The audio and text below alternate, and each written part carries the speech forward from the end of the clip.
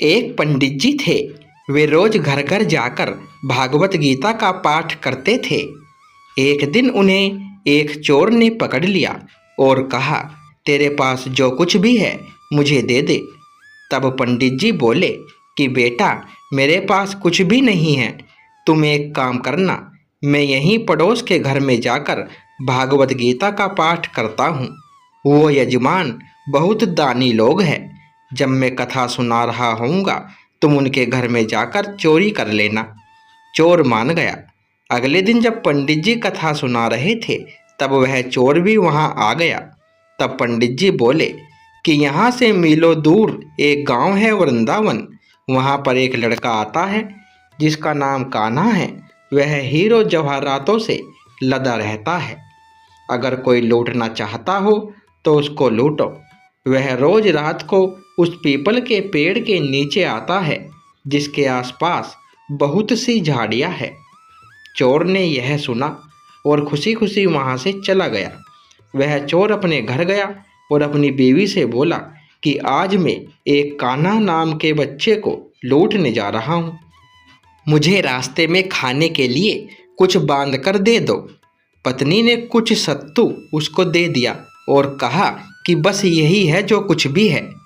चोर वहां से यह संकल्प लेकर चला कि अब तो मैं उस कान्हा को लूट के ही आऊँगा। वह पैदल ही पैदल टूटे चप्पल में ही वहां से चल पड़ा।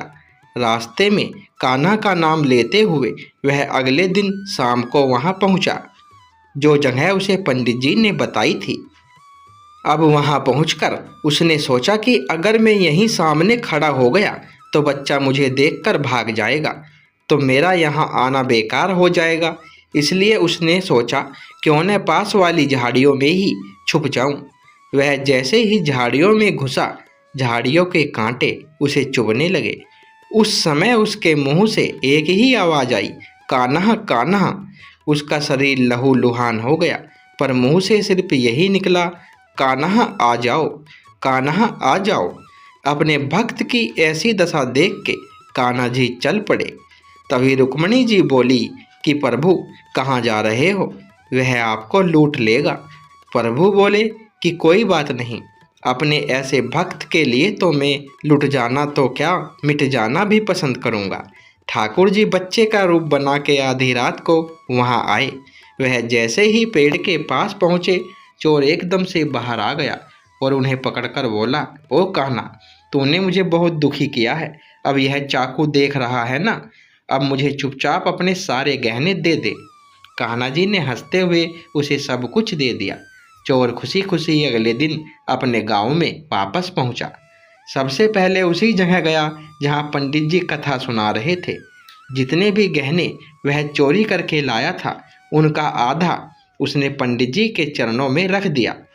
जब पंडित जी ने पूछा कि यह क्या है, तब उसने कहा, आपने ही मुझे उस कान्हा का पता दिया था, मैं उसको लूट के आया हूँ और यह आपका हिस्सा है। पंडित जी ने सुना तो यकीन ही नहीं हुआ। वे बोले कि मैं तो इतने सालों से पंडिताई कर रहा हूँ, वह मुझे आज तक नहीं मिला। तुझ जैसे पापी को कहाँ से मिल सकता है।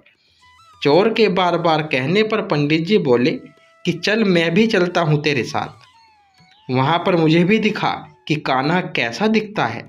और वह दोनों चल दिए। चोर ने पंडित जी को कहा कि आओ मेरे साथ यहाँ पर छुप जाओ। दोनों का शरीर लहूलुहान हो गया और मुंह से बस एक ही आवाज़ निकली, कान्हा कान्हा आ जाओ। ठीक मध्य रात्रि कान्हा जी बच्चे के रूप में फिर वहीं आए। दोनों झाड़ियों से बाहर निकल आए। पंडित जी की आंखों में आंसू थे। वे फूट फूट कर रोने लग गए। चोर के चरणों में गिर गए और बोले कि हम जिसे आज तक देखने के लिए तरस रहे, आज तुम्हारी वजह से मुझे कान्हा के दर्शन हुए हैं। तुम धन्य हो। ऐसा है हमारे कान्हा का प्यार अपने सच्चे भक्तों के लिए, जो उन्हें सच्चे दिल से पुकारते हैं तो वह भागे भागे चले आते हैं। प्रेम से बोलिए जय श्री राधे। दोस्तों, कहानी पसंद आई हो तो वीडियो को एक लाइक और शेयर अवश्य करें। और चैनल पर पहली बार आए हो तो चैनल को सब्सक्राइब करें। धन्यवाद।